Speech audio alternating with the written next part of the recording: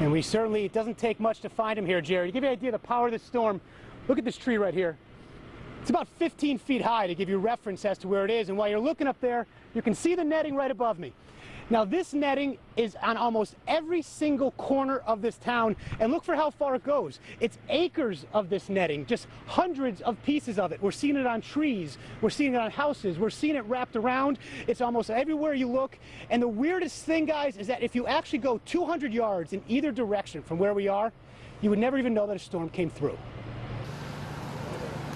Well, good morning to you, Brad. That's right. Right now we are in Watertown. There's a very heavy police presence at this hour here in Watertown. I just want to get out of the way so that you guys can take a look at what's going on here. You see a number of police officers that are here. They're basically guiding traffic. Now they're trying to determine whether to lock down Watertown. This is one of the areas where there was a police chase with the suspects who were fleeing from police. And we're told that during that police chase, those suspects were throwing devices believed to be explosive devices out of their window. And then we're told by police that some of the streets here in Watertown have been littered with explosive devices, and so now they're basically trying to go along different streets here. I'm talking about police and other authorities here who are trying to determine which areas are safe, and they still haven't determined whether some areas will be closed off to traffic or whether to lock down the area of Watertown, which is just a couple of miles from Boston. So that's the latest on the security situation here in Watertown. We're going to remain here at the scene and bring you any updates as they become available. Guys, back to you.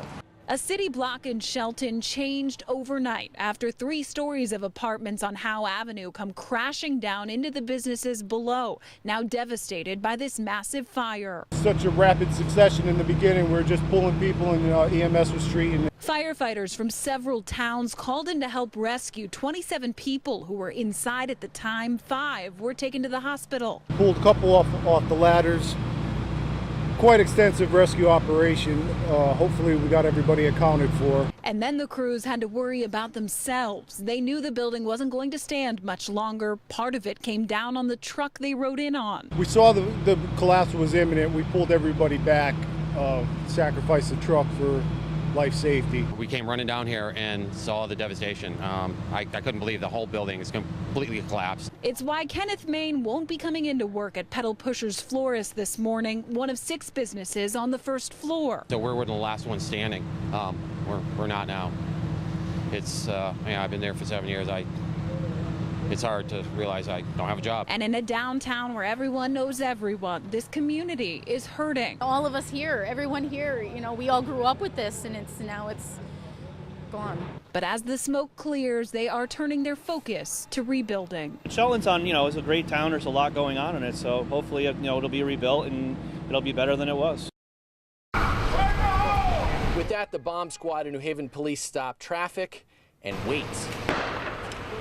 Police aren't saying what was in the package, but arrested Robert Raymond for allegedly putting it outside of 200 Orange Street. Police say the suspect also made bomb threats at the 2 banks in Hamden.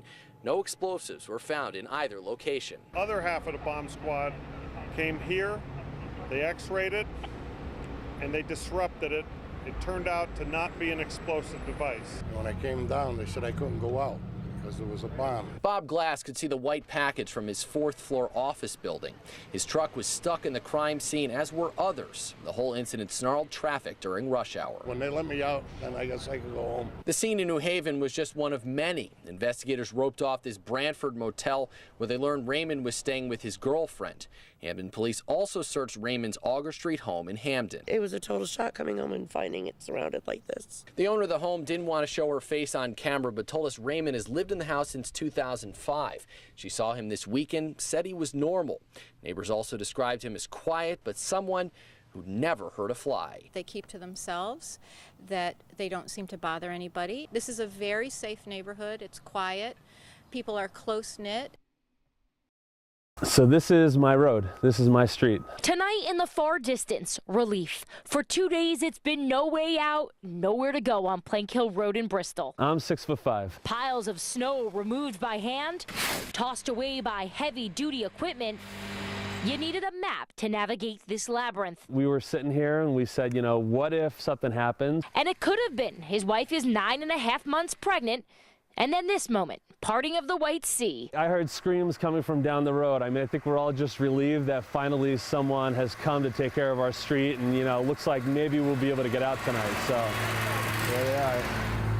No better sight for you? No, that's about what we were hoping for. So, very nice, welcoming thing to see. We got a lot of snow to push. So for you at home, it's not like you need a reminder how much snow we actually got, but you can be certain that tomorrow morning, if your roads did get plowed overnight, you're going to wake up with a new problem, and that's mounds of snow in front of your driveway. And let's face it, if you haven't gotten to your driveway, you have a lot of work ahead. All the snow that's sitting right over here is going to end up back here again. On Posa Drive, barely a path to get by.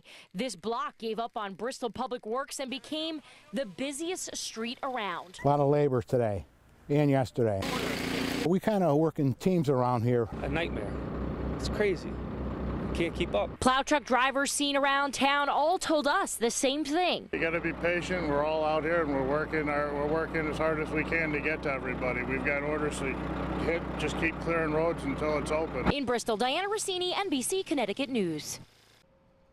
There's a thin line, or in this case, two thick lines, between freedom of speech and defamation. People need to have ways to express their distaste with what's going on. At the same time, I'm against violence. Police arrested 28-year-old Matthew McLaughlin of Hartford for spray painting this guillotine beneath the words "Revitalize Downtown" on the ground at Heaven Skate Park off Main Street.